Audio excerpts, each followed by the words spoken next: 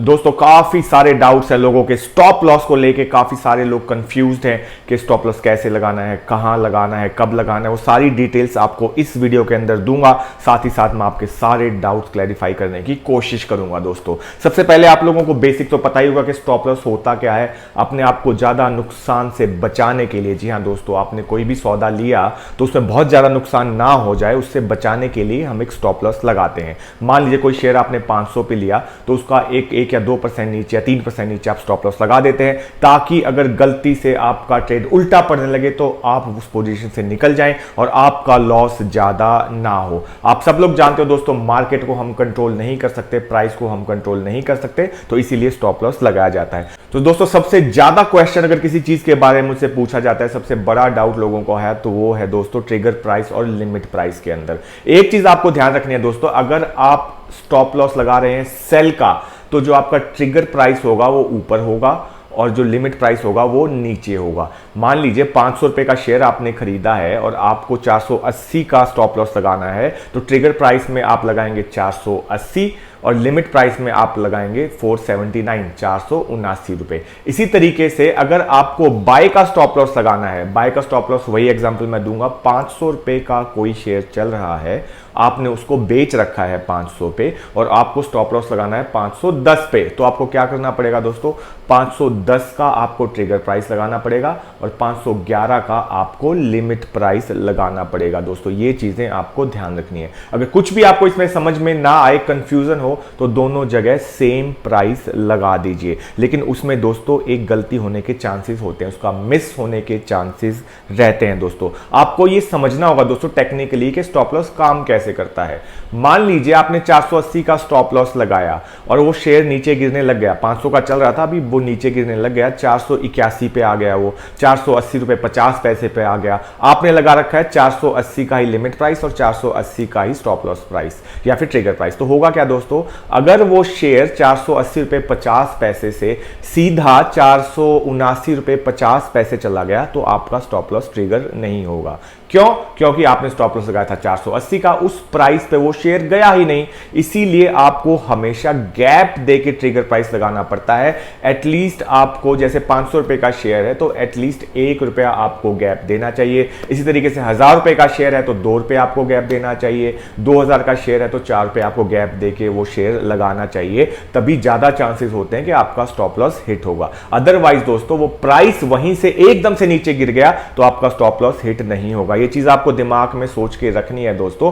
जो भी प्राइस आप स्टॉप लॉस का लगाएंगे, अगर इसी का एग्जांपल दूं, 479 और 480 का आपने लगाया है, यानी कि आपने ट्रिगर प्राइस लगाया 480 का और लिमिट प्राइस लगाया 479 का, तो होगा क्या दोस्तों, 479 80 के बीच में कहीं भी वो शेयर एक बार रुकेगा तो आपका स्टॉप लॉस ट्रिगर हो जाएगा। लेकिन अगर वो सीधा नीचे गिर गया तो आपका स्टॉप लॉस ट्रिगर नहीं होगा। इसलिए हमेशा स्टॉप लॉस आप गैप देके लगाइए। स्पेशली जो लोग कॉल और पुट में ट्रेड करते हैं, बैंक निफ्टी के अंदर ट्रेड करते हैं, बैंक निफ्टी में दोस्तों 400 रुपए का कॉल या पुट होता है, एकदम से नीचे गिरता है, तो वहां पे तो आपको एटलीस्ट 2 रुपए का, जी हां 2 रुपए का स्टॉप लॉस गैप देके लगाना चाहिए ट्रिगर प्राइस और लिमिट प्राइस के अंदर। दोस्तों अब दूसरा क्वेश्चन जो मुझसे पूछा जाता है दोस्तों, वो ये पूछा जाता है कि क्या स्टॉप लॉस हम ओवरनाइट कैरी कर सकते हैं? जी नहीं दोस्तों, जो स्टॉप लॉस होता है वो मार्केट खुलने पे ही लगता है और मार्केट जब बंद हो जाएगी तो स्टॉप लॉस ऑटोमेटिकली आपका कैंसिल हो जाएगा। ओवरनाइट के लिए आप कोई भी स्टॉप लॉस नहीं लगा सकते। ओवरनाइट अगर आप बड़ी पोजीशन कैरी कर रहे हैं तो उसको जरूर हेजिंग करके जाइए। ओवरनाइट के लिए कोई स्टॉप लॉस नहीं होता है।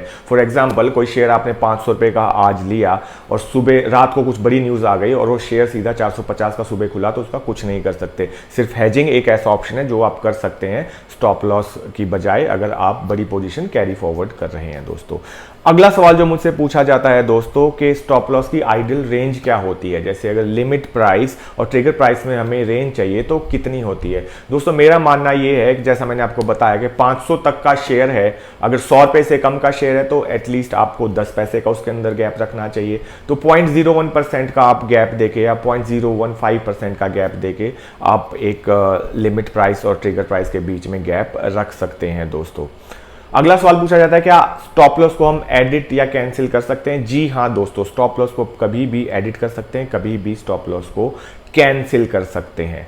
अब दोस्तों बहुत ही इंटरेस्टिंग सवाल मुझसे पूछा गया है, हायर प्राइस। देखिए स्टॉप लॉस के दो सबसे बड़े काम होते हैं। एक काम होता है आपको अपनी पोजीशन का लॉस अगर वो लिमिट करना है तो आप स्टॉप लॉस लगाते हैं। दूसरा सबसे बड़ा काम जो स्टॉप लॉस करता है दोस्तों वो ये, काफी सारे लोग हैं जो एक हायर प्राइस पे शेयर खरीदना चाहते हैं या फिर काफी सारे लोग हैं एक लोअर प्राइस पे शेयर बेचना चाहते हैं। अब आप मुझसे पूछेंगे कि लोग हायर प्राइस पे क्यों खरीदना चाहते हैं जब उनको कम प्राइस पे मिल रहा है। दोस्तों होता क्या है, काफी लोगों का जो एनालिसिस होता है उनका ये होता है कि एग्जांपल देके बताना चाहूंगा, कोई शेयर 490 का चल रहा है तो उनको लगता है एनालिसिस के हिसाब से अगर ये शेयर 500 के ऊपर टिका तो इसके अंदर ब्रेकआउट आएगा और ऊपर भाग जाएगा। तो इसीलिए लोग सोचते हैं कि जो शेयर 490 का चल रहा है जब वो 500 पे जाएगा तब मैं उसको बाय करूं। तो ऐसी पोजीशन खरीदने के लिए दोस्तों आपको स्टॉप लॉस ही यूज करना पड़ेगा। जी हां, आपको ऑटोमेटिक में जाके, ऑटोमेटिक ऑर्डर में जाके, स्मार्ट ऑर्डर में माफ कीजिए, जाके आपको वहां पे स्टॉप लॉस सेलेक्ट करना पड़ेगा। वहां पे आपको हायर प्राइस की वैल्यू डालनी पड़ेगी, तभी आपका हायर प्राइस पे बाय कर पाएंगे। अगर आप नॉर्मल ऑर्डर में लगाएंगे, लिमिट पे लगाएंगे तो वो मार्केट पे ही बाय हो जाएगा। ये चीज आपको ध्यान रखनी है। इसी तरीके से अगर आपको नीचे के प्राइस पे बाय करना है, 500 का शेयर चल रहा है, आपको लगता है 480 तोड़ने के बाद ही और नीचे गिरेगा तो 480 पे आपको बाय करना है, करंट मार्केट प्राइस पे नहीं करना है, तो भी आपको सेल का स्टॉप लॉस प्राइस ही लगाना पड़ेगा, स्टॉप लॉस ऑर्डर ही लगाना पड़ेगा स्मार्ट ऑर्डर्स में जाके, तभी वो ऑर्डर आपका काम करेगा, नहीं तो वो भी मार्केट पे ही एग्जीक्यूट हो जाएगा। दोस्तों अगला सवाल मुझसे पूछा जाता है कि स्टॉप लॉस किस सेगमेंट में लग सकता है। तो दोस्तों स्टॉप लॉस हर सेगमेंट में लग सकता है, फ्यूचर में लग सकता है, ऑप्शन में लग सकता है, कैश में लग सकता है, लेकिन ये सिर्फ और सिर्फ इंट्राडे के लिए ही लगेगा। जैसे ही डे खत्म होगा आपका स्टॉप लॉस ऑटोमेटिकली हट जाएगा वहां से। अब स्टॉप लॉस लगाने के दो तरीके होते हैं दोस्तों। एक तो आपने जो पोजीशन बाय कर ली, पोजीशन पे क्लिक करके आप स्टॉप लॉस लगा सकते हैं, वहां पे आपको ऑप्शन दिखाई दे जाएगा। दूसरा ऑप्शन ये है कि आप सीधा वॉच लिस्ट में जाएं, टाटा मोटर को सिलेक्ट करें, स्मार्ट ऑर्डर पे क्लिक करें, वहां से स्टॉप लॉस सिलेक्ट करके भी आप स्टॉप लॉस लगा सकते हैं दोस्तों। अब एक और सवाल पूछा जाता है दोस्तों, क्या हम टारगेट और स्टॉप लॉस ऑर्डर एक साथ लगा सकते हैं? जी नहीं दोस्तों, या तो आपके पास बहुत ज्यादा मार्जिन होना चाहिए। ज्यादा मार्जिन मतलब कि आपके पास 2-2.5 लाख रुपए मार्जिन हो, तब एक पोजीशन का आप स्टॉप लॉस लगा पाएंगे। मैं बात कर रहा हूं निफ्टी बैंक निफ्टी के कॉलर पुट की। अदरवाइज आप एक टाइम पे या तो स्टॉप लॉस लगा सकते हैं या फिर टारगेट ऑर्डर लगा सकते हैं। अगर आपको दोनों ऑर्डर एक साथ लगाने हैं तो उसका सिर्फ एक ही उपाय है दोस्तों, वो है रोबो ऑर्डर।